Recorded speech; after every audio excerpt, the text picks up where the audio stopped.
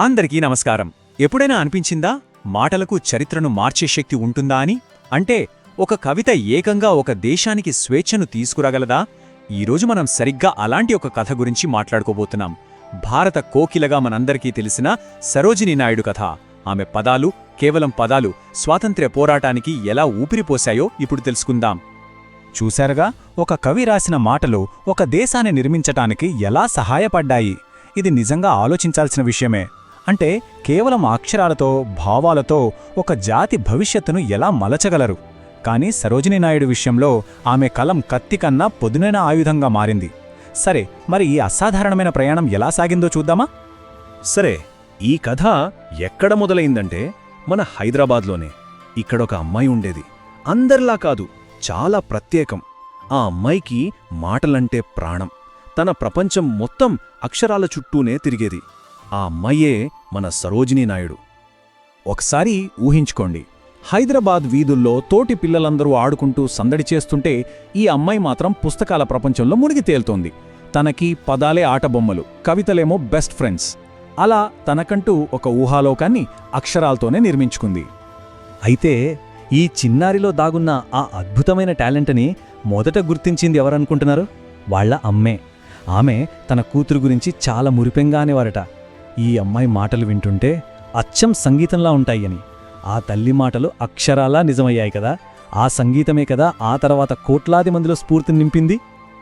అలా ఆ అమ్మాయి తనలోని ఆ ప్రతిభకు మెరుగులు దిద్దుకుంటూ చూస్తుండగానే ఒక గొప్ప కవయిత్రిగా మారింది. చెప్పాలంటే ఇది ఆ కోకిల పాడిన మొదటి పాట, ప్రపంచం విన్న మొదటి మధురమైన గానం. వయసు ఎంతనుకుంటున్నారు? జస్ట్ 12 ఏళ్లు. ఆలోచించండి, ఆ వయసులో మనమేం చేస్తుంటాం. కాని సరోజిని ఏకంగా ఒక పెద్ద కావ్యం రాసి అప్పటి పండితులనే ఆశ్చర్యపరిచింది. అంటే పదాలపై తనకి ఎంత పట్టుందో, తన ప్రతిభ ఎంత అసాధారణమైందో దీన్ని బట్టి అర్థం చేసుకోవచ్చు. ఆమె కవితలు అంత స్పెషల్ మరి. అవి చదువుతుంటే అచ్చం ఒక కోకిల పాట వింటున్నట్టే ఉండేదట. అంత మ్యూజిక్, అంత రిథం ఉండేది ఆమె మాటల్లో. అందుకే ప్రజలు ఆమెను ముద్దుగా భారత కోకిల అని పిలవడం మొదలుపెట్టారు. ఆ పేరు ఆమెతో పాటే అలా నిలిచిపోయింది. కాని కథ ఇక్కడితో అయిపోలేదు. కేవలం కవిత్వం రాసుకుంటూ ఉండిపోయే జీవితం కాదామెది. తన చుట్టూ ఉన్న దేశం పడుతున్న బాధ, ప్రజల కష్టాలు ఆమెను కదిలించేశాయి. అప్పుడే ఆమె కలం దారి మార్చుకుంది. ఒక కొత్త గొంతుక వినిపించడం మొదలుపెట్టింది. స్వాతంత్ర్యం కోసం ఒక సరికొత్త స్వరం పుట్టింది. వయస్సు పెరిగే కొద్దీ ఆమెకు తన చుట్టూ ఉన్న పరిస్థితులు స్పష్టంగా కనిపించడం మొదలయ్యాయి. బ్రిటిష్ పాలనలో సంకెళ్లలో బందీ అయిన తన భారతదేశాన్ని చూసింది. ప్రజలు పడుతున్న అవమానాలు, జరుగుతున్న అన్యాయాలు ఆమె సున్నితమైన మనసును చాలా గాయపరిచాయి. ఇక్కడ చూస్తే మనకు స్పష్టంగా అర్థమవుతోంది ఆమె జీవితంలో వచ్చిన మార్పు. ఒకప్పుడు రంగుల గురించి, పువ్వుల గురించి, కలల గురించి కవిత్వం రాసిన ఆమె ఆ తర్వాత తన గొంతునే ఆయుధంగా మార్చుకుని భారత స్వాతంత్ర్యం కోసం పోరాడారు. చూసారా, ఒక కవయత్రి నుండి ఒక జాతి నాయకురాలిగా ఎంత అద్భుతంగా మారారో. ఇక మౌనంగా ఉండలేకపోయారు. ఆమె గొంతు బద్దలైంది. ఏమన్నారంటే, నా దేశం బాధపడుతుంటే నేను మౌనంగా ఉండలేను. ఇవి మామూలు మాటలు కాదు, ఇదొక ప్రమాణం. ఆ క్షణం నుంచి ఆమె జీవితం, ఆమె కవిత్వం, ఆమె గొంతు ప్రతిదీ దేశ స్వాతంత్ర్యం కోసమే. అలా ఒక చేతిలో కలంతో, మరో చేతిలో జాతీయ జెండాతో చరిత్ర సృష్టించిన గొప్ప నాయకురాలిగా నిలిచారు. అసలు ఒక కవయిత్రి గొంతు ఒక దేశాన్ని ఎలా మేల్కొలిపింది, ఎలా అడ్డంకులను బద్దలు కొట్టింది చూద్దాం రండి. ఆమె ఊరికే కూర్చోలేదు, దేశమంతా తిరిగారు. ఆమె ప్రసంగాలు నిరాశతో నిండిపోయిన ప్రజల గుండెల్లో ఒక ఆశా దీపాన్ని వెలిగించాయి. ఆమె మాటలు అగ్నికణాల్లా మారి లక్షల మందిని శాంతియుత పోరాటం వైపు నడిపించాయి.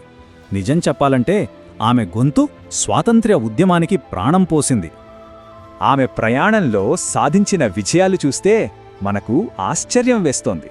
మొదట భారతదేశంలోనే అత్యంత ప్రసిద్ధ కవయిత్రులలో ఒకరిగా పేరు తెచ్చుకున్నారు. తరువాత గాంధీజీ లాంటి గొప్ప నాయకులతో కలిసి స్వాతంత్ర్యం కోసం పోరాడారు. అంతేనా? అక్కడితో ఆగలేదు. భారత జాతీయ కాంగ్రెస్కి అధ్యక్షురాలైన మొట్టమొదటి భారతీయ మహిళగా చరిత్ర సృష్టించారు. ఇక స్వాతంత్ర్యం వచ్చాక ఒక రాష్ట్రానికి మొట్టమొదటి మహిళా గవర్నర్ అయ్యి ఎంతో మందికి ఆదర్శంగా నిలిచారు. ఒకదాని తర్వాత ఒకటి ఎంత గొప్ప విజయాలు! సరోజినీ నాయుడు గారు ఈరోజు మన మధ్య లేకపోవచ్చు, కానీ ఆమె జీవితం మనకొక చెరిగిపోని వారసత్వాన్నిచ్చి వెళ్ళింది. ఆమె జీవితం, ఆమె చేసిన పనులు, వీటినుంచి మనం నేర్చుకోవాల్సిన పాఠాలు ఎప్పటికీ మనకు దారి చూపిస్తూనే ఉంటాయి. అసలు ఆమె కథ మనకు ఏం నేర్పుతుంది? చాలా విషయాలు. ముందుగా, మనలో ఉన్న టాలెంట్ని, అది ఏదైనా సరే, ఇతరులకు సహాయం చేయడానికి వాడాలి. రెండోది, ధైర్యంగా నిలబడి నిజాన్ని మాట్లాడాలి. ఇంకోటి, మన మీద మనకు నమ్మకం ఉంచుకుని పెద్ద కలలు కనాలి. అన్నిటికన్నా ముఖ్యంగా, మహిళలు నాయకత్వం వహించగలరు, స్ఫూర్తినివ్వగలరు, ప్రపంచాన్ని మార్చగలరు అని ఆమె జీవితం మన కళ్ల ముందుంచిన ఒక గొప్ప ఉదాహరణ. మళ్ళీ మనం మొదలుపెట్టిన దగ్గరికే వద్దాం. ఒకే ఒక్క గొంతులో ఎంత శక్తి దాగి ఉంటుంది? ఇప్పుడు సరోజినీ నాయుడు గారి కథ విన్నాక ఈ ప్రశ్నకు సమాధానం మనందరికీ తెలుసనుకుంటా. అవును, ఒక గొంతు ఒక జాతిని మేల్కొల్పగలదు, ఒక దేశానికి స్వేచ్ఛను తీసుకురాగలదు.